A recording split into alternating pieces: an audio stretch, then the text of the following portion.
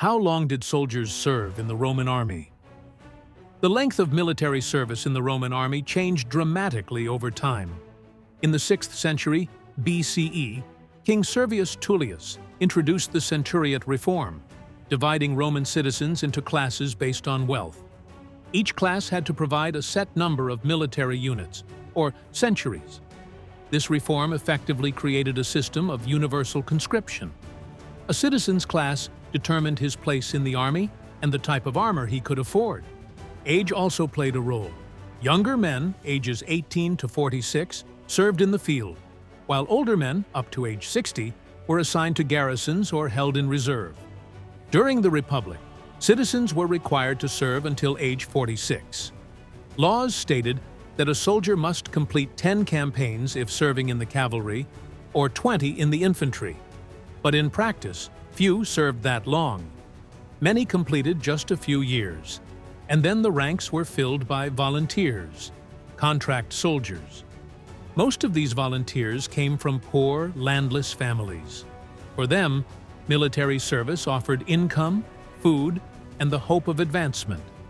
One famous example is Spurius Larcius Gustinus, who rose from a simple centurion to primipilus, the highest-ranking centurion of a legion. After the Roman civil wars, Augustus commanded around 60 legions. He soon downsized the force to 18, creating the core of a new professional standing army. Unlike the Republic's citizen levies, this army served full-time, with a formal term of 16 years. Retiring soldiers received a payout of 250 denarii. In 5 CE, the service term was raised to 20 years, and the discharge bonus grew to 3,000 denarii.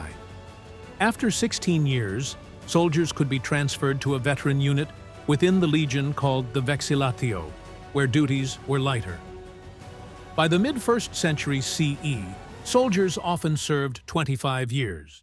Because discharge occurred only every 2 years, half the soldiers had to stay on an extra year.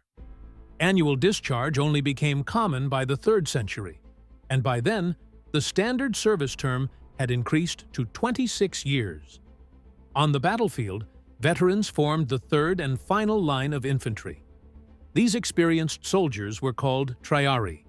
In front of them stood hastati, young recruits, and principes, seasoned legionaries. The triarii were only deployed as a last resort, if the front lines collapsed. The Roman phrase, "it has come to the triarii," meant a desperate situation, a fight at the brink of disaster. The triarii also guarded the military camp and repelled cavalry attacks from the rear. Wealth earned over years of service allowed them to buy the best gear available.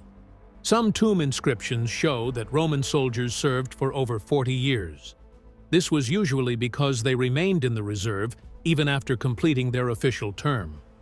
To encourage enlistment and reward loyalty, Rome offered its veterans several benefits: Roman citizenship for them and their families, the right to marry, large cash bonuses, plots of land, and exemption from taxes or civic duties.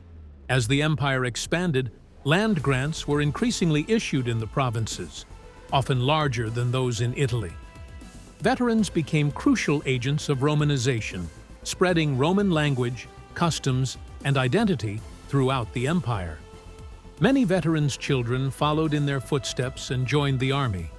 The state often overlooked unofficial marriages of active duty soldiers, despite formal bans, to maintain morale and family continuity. If you enjoyed this story, give us a like and subscribe to the channel. See you in the next episode.